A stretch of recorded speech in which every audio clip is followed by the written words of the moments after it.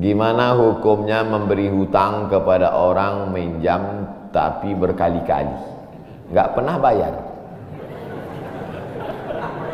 Apakah kita termasuk orang yang menzolimi dengan tidak mendidik orang tersebut menjadi mandiri? Karena sepertinya tak pernah mandiri dan tidak berniat untuk melunasi. Ayat yang paling panjang dalam Al-Quran, surat Al-Baqarah 282. Satu lembar. Bukan tentang puasa, bukan tentang sholat, bukan tentang baca Quran, bukan tentang zikir, tapi ayat yang paling panjang tentang bayar hutang. Sholatnya banyak, puasanya banyak, zikirnya banyak, baca Qurannya khatam, tapi kalau bayar utang tak dibayar, di akhirat kau akan cari dia. Oleh sebab itu ada orang mati syahid. Oh, mati syahid. Orang mati syahid enggak merasakan sakratul maut. Orang mati syahid enggak merasakan azab kubur.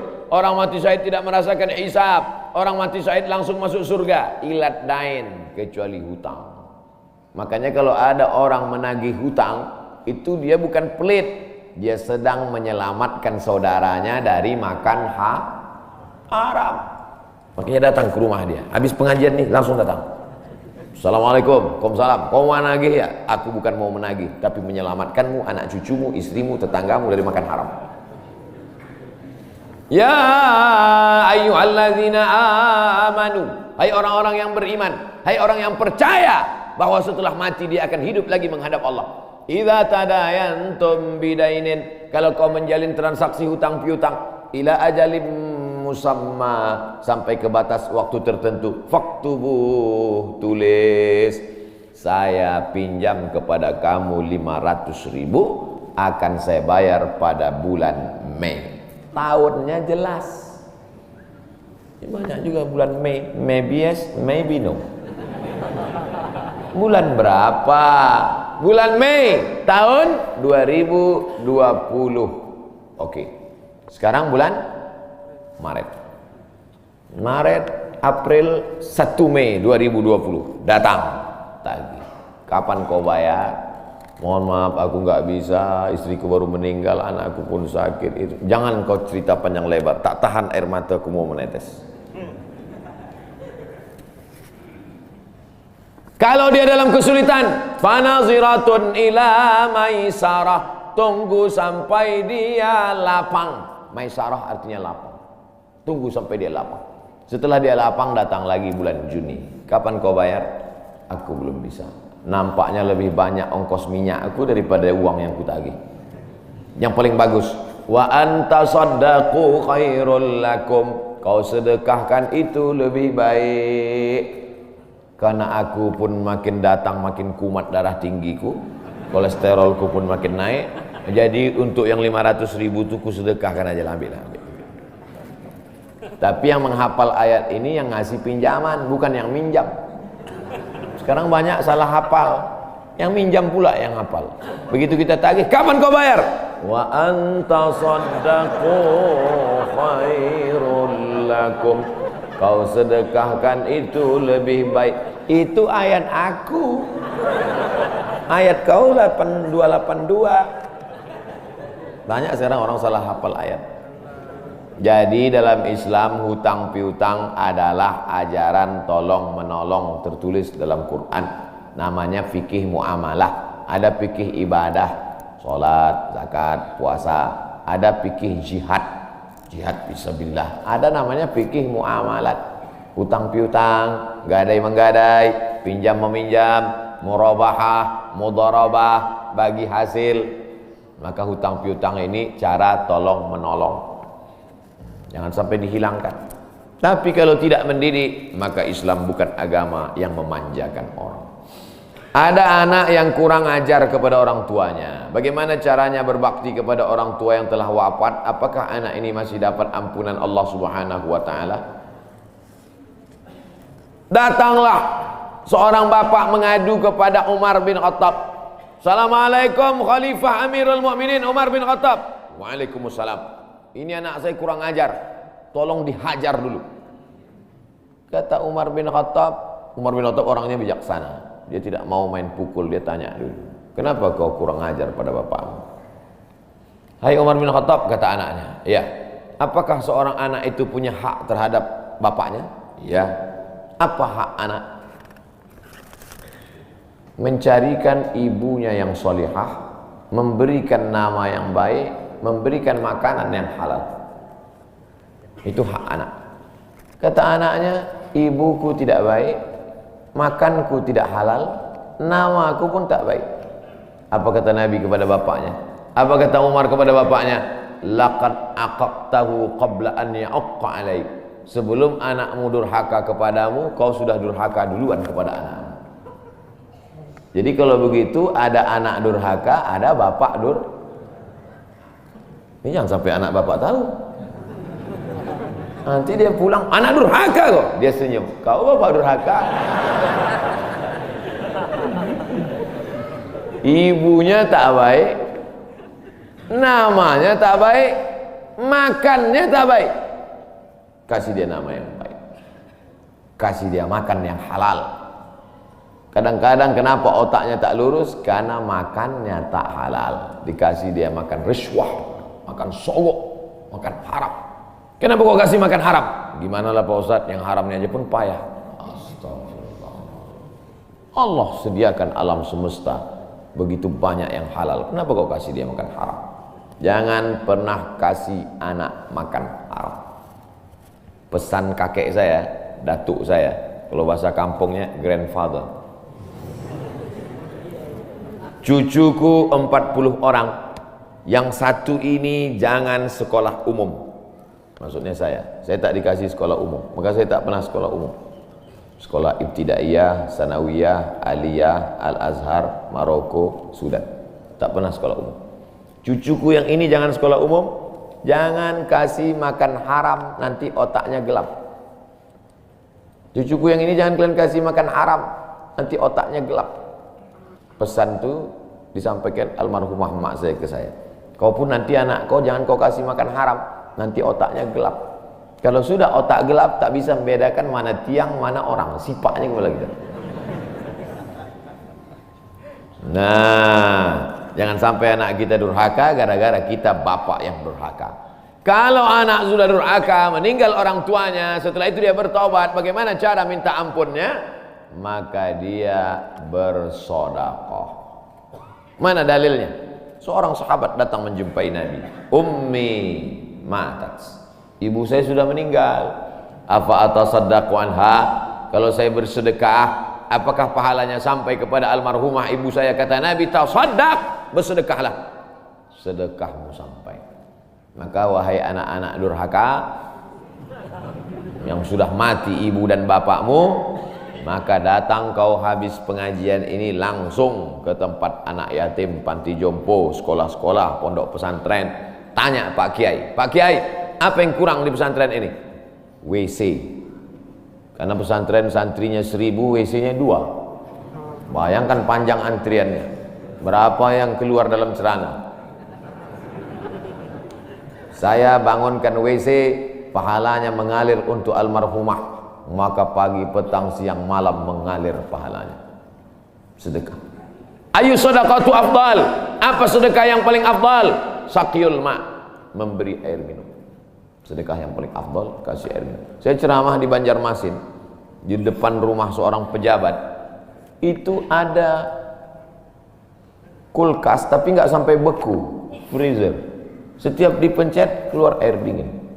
Gelasnya dikasih pakai rantai besi, takut dilarikan tukang ambil aluminium. Buat wakaf untuk almarhumah. Nah, itu bagus kan. Saya ceramah di Malaysia, di pintu masjid itu ada kotak box. Kalau kita ambil satu botol, keluar botol baru. Ambil satu botol, keluar botol baru. Wakaf untuk, itu bagus, sedekah. Nah, jangan sedekah teh botol, nanti dia kena diabetes. Air putih, ini bagus, mengalir. Sedekah sumur bor, pergi ke masjid, putar keran nggak ada air, tanya pengurus masjid, Pak pengurus, ya mana sumur bor? Nggak ada, saya buatkan. langsung bunyi. Itu berarti cash itu. Begitu cara berbakti pada orang tua dengan sodakoh. Tapi Pak Ustadz, saya jangankan sodakoh, makan saya pun Senin Kamis Pak Ustadz doa, Allahumma fir lahu warhamhu wa'afihi wa'fu anhu. Bangun tengah malam, Rabbi firli wali walidayya warhamhuma kama rabbayani shaghira. Apa itu bid'ah? Bid'ah membuat sesuatu yang tidak dibuat oleh Nabi Muhammad SAW. Tidak ada dalilnya dari 3 aspek: qauli, fi'li, takriri. Perbuatan yang tidak ada dalilnya bid'ah. Jangan dikatakan perbuatan yang tidak dibuat Nabi bid'ah.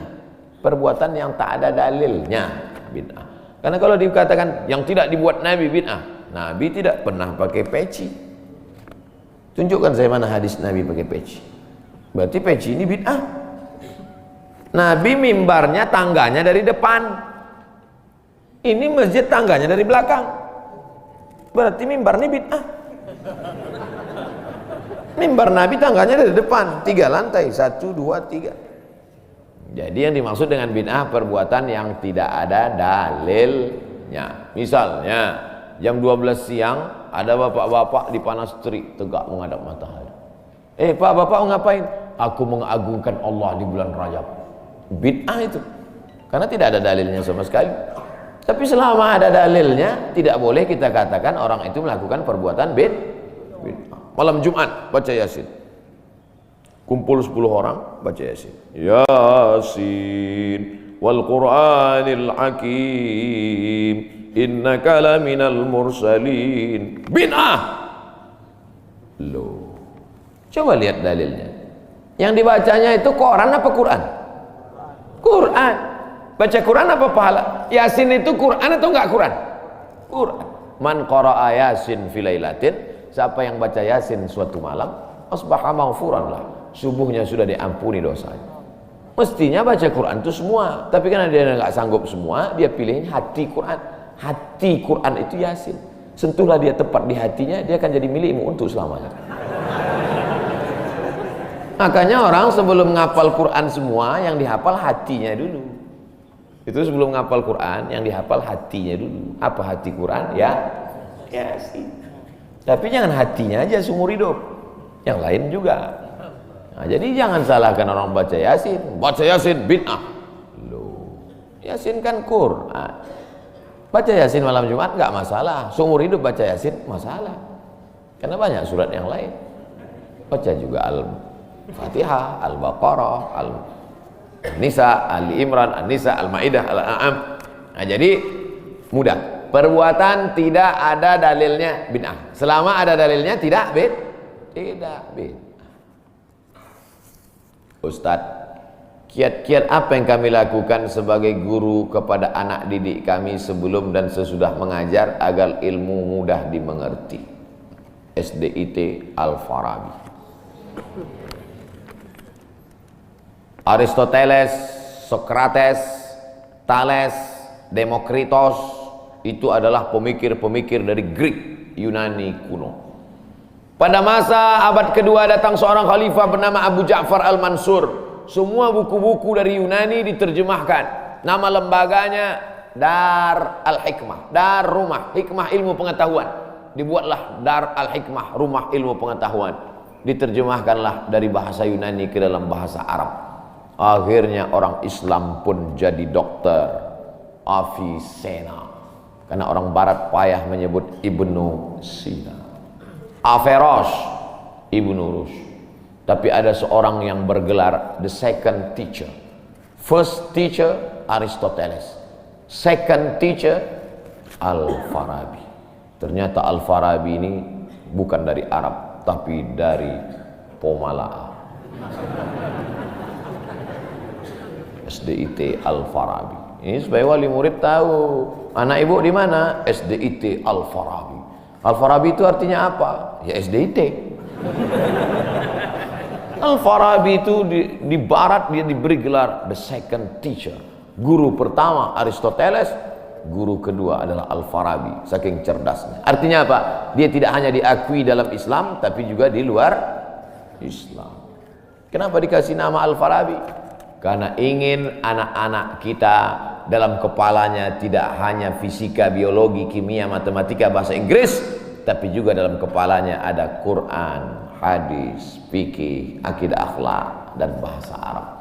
Sehingga nanti dia akan menjadi ekonom, tapi ekonom yang beriman. Dia akan menjadi filosof yang bertakwa.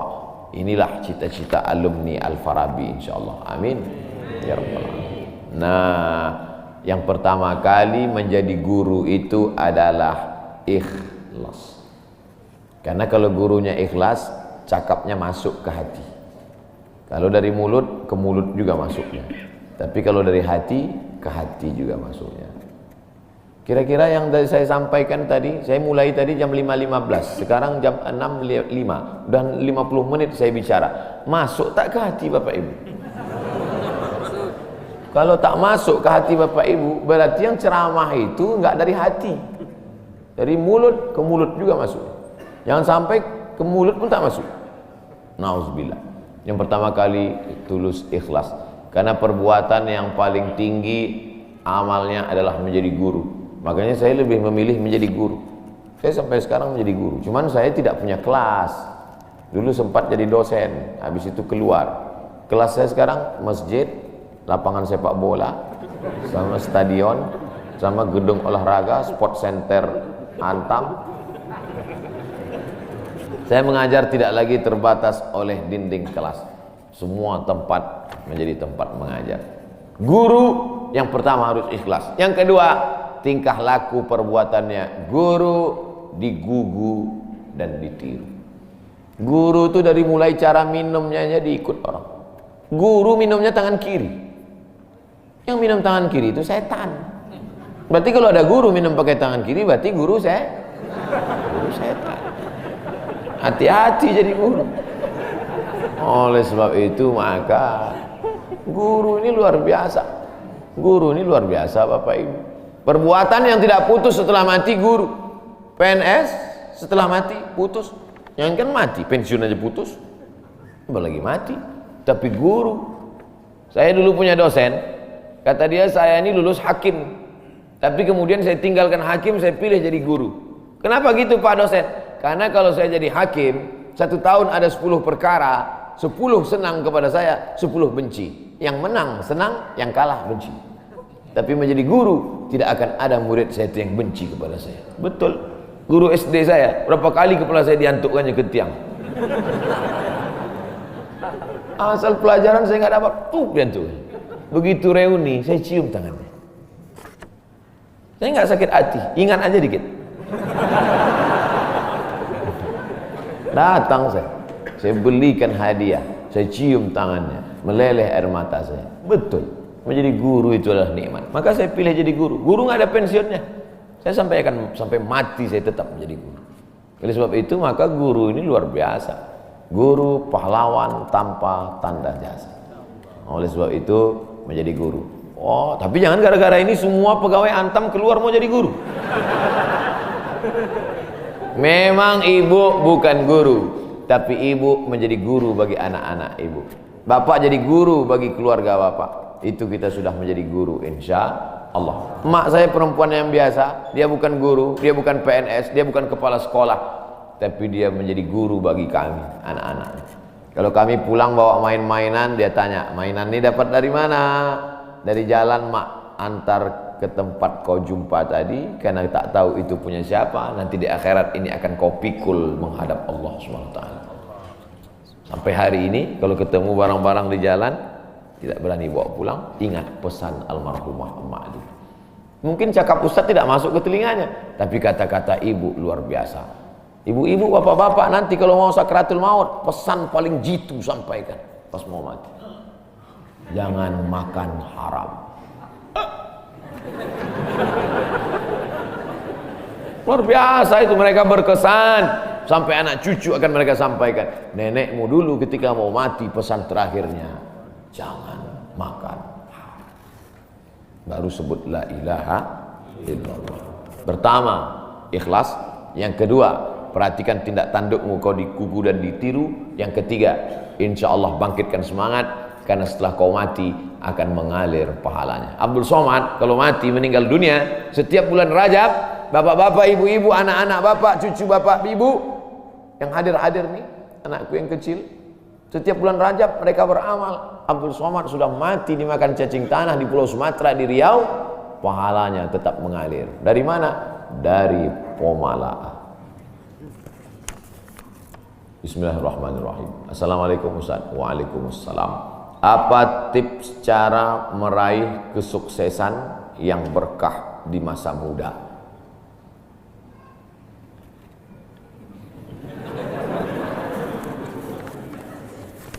Saya tidak pernah bercita-cita menjadi apapun. Cita-cita saya dulu cuma satu, bagaimana membahagiakan orang tua. Itu saja. Ya Allah, aku sekolah, tak tahu dulu pulang mau jadi apa, yang penting bisa membahagiakan orang tua. Itu saja. Jadi setelah itu sampai, ya sudah, bisa menyenangkan hati orang tua, bisa, itu saja. Maka selalu saya sampaikan di kampus-kampus kepada mahasiswa, kalian kalau belum bisa membahagiakan orang tua, jangan menyusahkan orang tua. Ini kadang baru ngelihat namanya aja di HP dah kumat darah tinggi emaknya. Kalau belum bisa membahagiakan dia, jangan menyusahkan dia. Maka saya di Mesir 4 tahun tak pernah saya minta duit. Tiba-tiba udah sampai ke Mekah. Mak, aku udah di Mekah. Dari mana kau dapat ongkos? Ada tabunganku sikit-sikit. Pergi ke Mekah, kerja, pulang, bayar hutang. Jangan pernah menyusahkan orang tua. Oleh sebab itu cita-citanya yang pertama mencari ridha Allah. Ridha Allah fi ridhal walidain wa sukhutullah fi sukhutil walidain. Pulang saya ke kampung, saya mau beli tanah berapa meter, ternak lele, tanam cabai, daun ubi, malam mengajar ngaji. Cita-cita saya kecil aja. Tak ada cita-cita mau jadi ustadz viral disambut di airport, tak ada. Terus kata mak saya, masa kau S2 tinggal di kampung, pergilah ke kota. Akhirnya saya menghonor jadi dosen, siang jadi dosen, malam ceramah di masjid, direkam, diupload, khutbah diupload, like and share, akhirnya viral. Diusir beberapa kali, makin viral.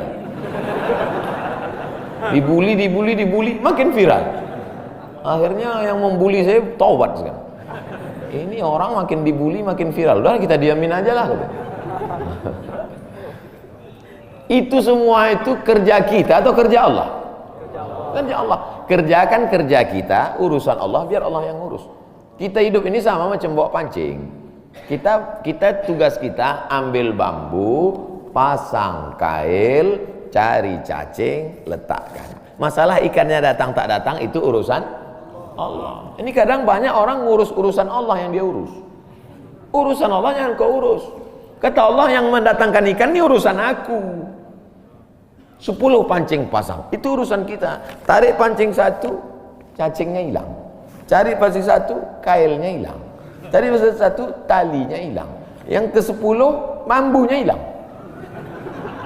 Marahkah kita? Tidak. Karena urusan kita sudah selesai. Serahkan urusan Allah. Pulang ke rumah, rupanya Allah mau kasih kita bukan ikan mentah, tapi ikan masak.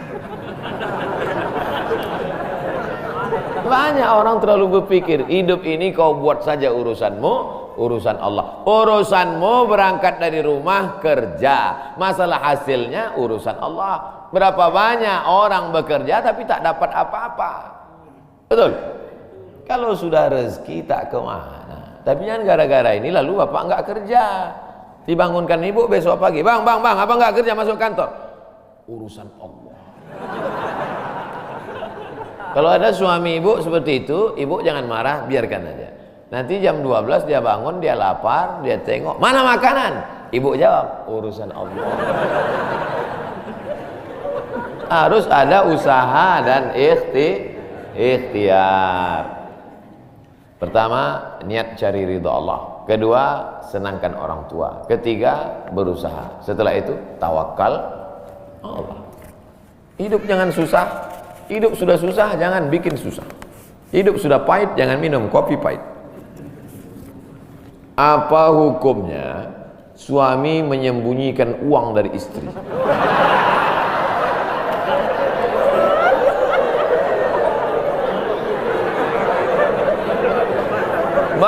Bang, kata istrinya. Bang, ini duit apa bang? Duit sial. Oh duit sial, udah kusembunyikan kau dapat juga.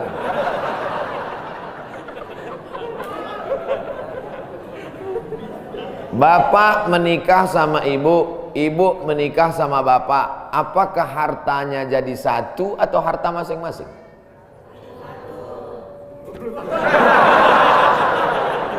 Mereka mau hartanya jadi satu dan bapak ketakutan. Itu yang saya baca. Sekarang kita baca ayatnya. Walakum nisfu ma taraka azwajukum illam yakul lahunna walad. Kalau istrimu meninggal kau dapat 50% hartanya kalau tidak ada anak.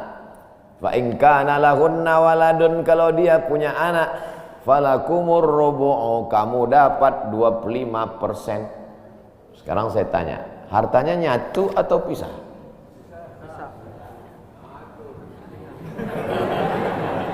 Memang kalau belum sarapan susah nangkap. Saya ulang sekali lagi. Walakum nisfu ma taraka azwajukum. Hai para suami, kamu dapat setengah harta istrimu kalau tidak ada anak. Fa in kana lahunna waladun, kalau ada anak kamu dapat 1/4. Artinya hartanya misah. Harta bapak beda, harta ibu beda. Ibu kerja, punya kebun, punya tanah, punya speedboat, itu harta dia. Bapak punya usaha, harta bapak. Meninggal ibu, 50% untuk bapak. Apa beda harta ibu dengan harta bapak? Di dalam harta bapak ada hak ibu, dalam harta ibu tidak ada hak bapak. Takbir. Saya ulang sekali lagi. Ibu menikah dengan bapak, bapak menikah dengan ibu, ibu bawa harta, bapak bawa harta. Bedanya apa? Dalam harta bapak ada hak ibu, dalam harta ibu tidak ada hak bapak. Kenapa dalam harta bapak ada hak ibu? Karena bapak wajib memberi nafkah. Kewajiban bapak 5. Pertama, kasih makan. Kedua, kasih pakaian. Ketiga, kasih tempat tinggal. Keempat, kasih pendidikan. Kelima, kasih perhatian. Lebih dari yang ini, itu bukan milik mereka lagi. Jelas? Ini ada sekarang suami setelah menikah, pas dilihat surat apa semua, tak ada punya dia. Semua atas nama istrinya. Ini orang kalau meninggal ini tidak kena azab kubur, karena di dunia sudah terlalu azab dengan istrinya. Dari yang saya sampaikan ini jelas tentang pembagian batasan-batasan harta, jelas? Jelas. Jadi tidak serta-merta setelah menikah, jangan mau anak perempuan kita ditipu laki-laki. Istriku, mana surat mobilmu, mana surat tanahmu, tadi kita sudah akad nikah, semua hartamu, milikku, surgamu di bawah tapak kakiku. Oh, tidak begitu. Makanya laki-laki harus ngerti, perempuan juga harus paham. Kalau tidak, sedang main bola aja ada aturannya, statuta. Kalau tidak, akan hancur. Tapi insya Allah jelas itu. Pak Ustadz minta tolong doakan ibu saya, sudah lama sakit. Nanti kita doakan di akhir majelis. Bukan cuma ibu bapak, ibu-ibu semua kita doakan.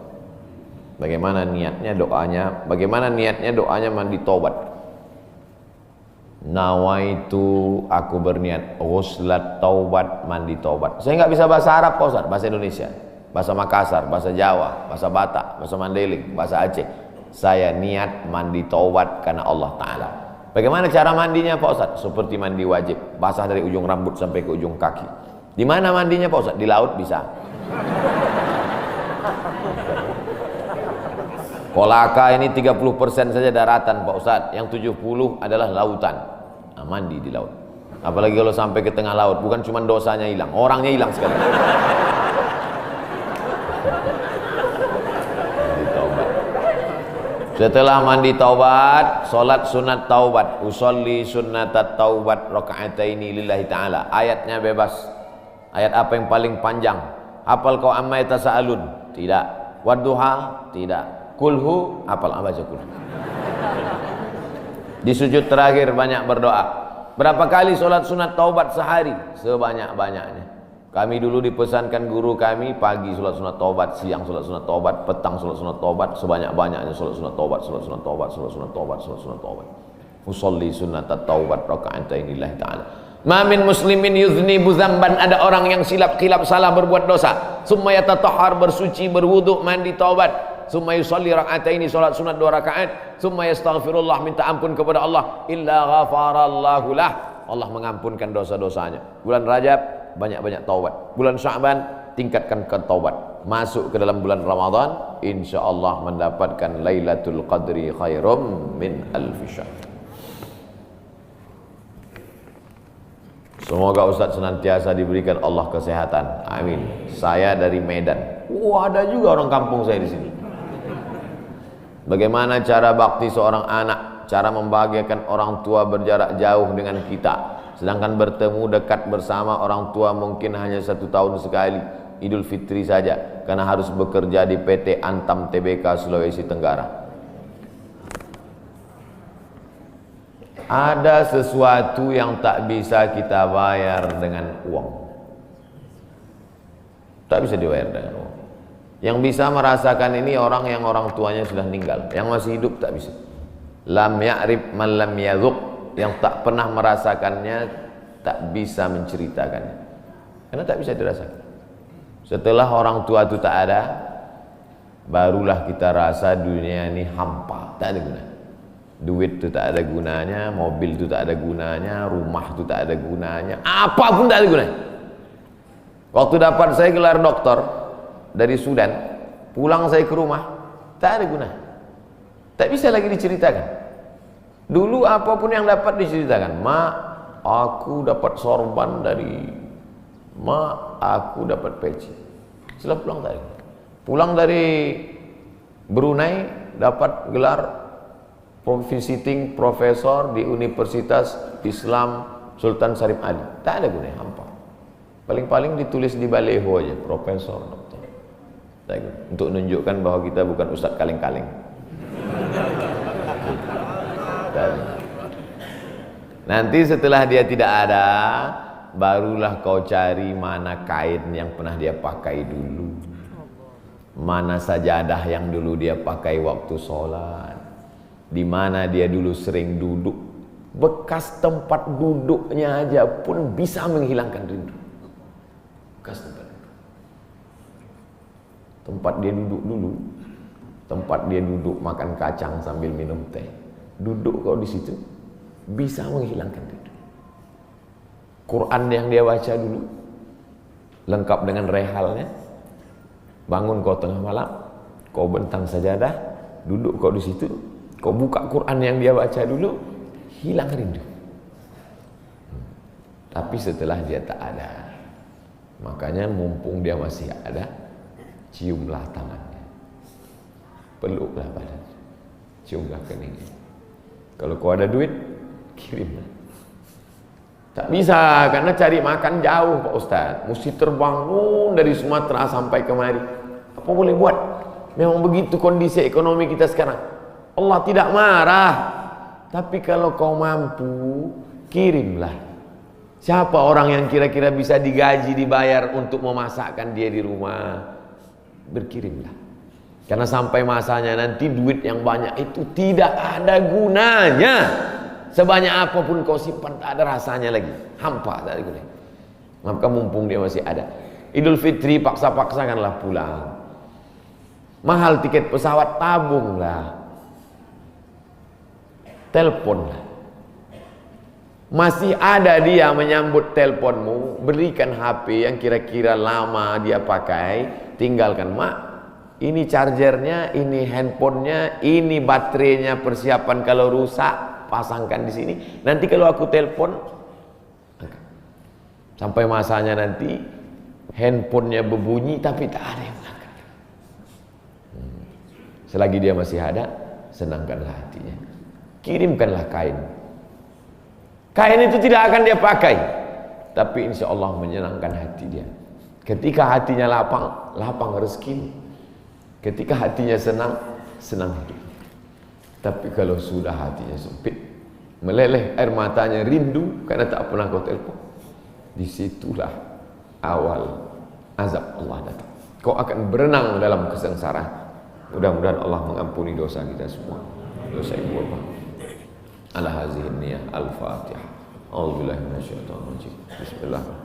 Alhamdulillah rabbil alamin. Ar-Rahmanir Rahim. Maliki yaumiddin. Iyyaka na'budu wa iyyaka nasta'in. Ihdinas siratal mustaqim. Shiratal ladzina an'amta 'alaihim ghairil maghdubi 'alaihim waladdallin. Amin. Rabbana ighfir lana dzunubana, ampunkan dosa kami ya Allah. Wali abaina, ayah kami ya Allah. Melepuh kulitnya untuk menyekolahkan kami, tak dapat kami balas budi baiknya ya Allah. Wali ummahatina, ummah kami, 9 bulan 10 hari kami dikandungnya, 2 tahun kami disusukannya, mengalir darahnya dalam badan kami, tak dapat kami balas, tak dapat kami balas kebaikannya. Sekali teriakannya saat mengeluarkan kami ke alam yang fana ini, tak dapat kami balas kebaikannya ya Allah. Kalau dia masih hidup, sahih jasadaha, sehatkan badannya, qawi imanaha, kuatkan imannya, ar-rahmazuqhal istiqamata, berikan dia istiqamah dalam iman dan Islam. Kalau dia sudah meninggal dunia, lapangkan kuburnya ya Allah. Nawwir qabraha, terangkan makamnya ya Allah. Allahumma ja'al qabraha radatan min riyadil jinan, jadikan kuburnya salah satu dari taman-taman surga. La taj'al qabraha hufratan min hufarin niran, jangan jadikan kuburnya salah satu dari lubang neraka ya Allah. Allahumma ja'al abana'ana barina liwalidiha, jadikan anak-anak kami anak-anak yang berbakti kepada orang tua. Allahumma hafazhum min kulli su' wa syarr, jaga anak-anak kami dari segala perbuatan maksiat dan dosa ya Allah. Rabbana zalamna anfusana, kami sudah banyak buat silap salah dan dosa. Wa illam taghfir lana, kalau kau tidak mengampuni dosa kami, wa tarhamna, kalau kau tidak merahmati kami, lanakunanna minal khasirin, sudah lama kami jadi orang-orang yang rugi. Allahumma ja'alna minat tawabin, jadikan kami orang yang bertaubat di bulan mulia ini ya Allah. Wa ja'alna minal mutatahhirin, jadikan kami orang yang mensucikan hati. Wa ja'alna min ibadikas salihin, jadikan kami hamba-hambamu yang salih. Allahumma ja'al akhira kalamina inda intihai ajalina, kalau ajal kami sampai, malaikat maut tiba mencabut nyawa kami, jadikanlah yang terakhir keluar dari mulut kami la ilaha illallah Muhammadur Rasulullah SAW, kalimatu haqqin alaiha nahya, dengan itu kami hidup, wa alaiha namutu, dengan itu kami mati, wa biha nub'atsu, dengan itu kami nanti akan dibangkitkan di padang mahsyar. Rabbana atina fid dunya hasanah wa fil akhirati hasanah wa qina adzabannar. Wa sallallahu ala sayyidina wa maulana Muhammad wa ala alihi wa sahbihi wa sallam, walhamdulillahi rabbil alamin. Taqabbalallahu minkum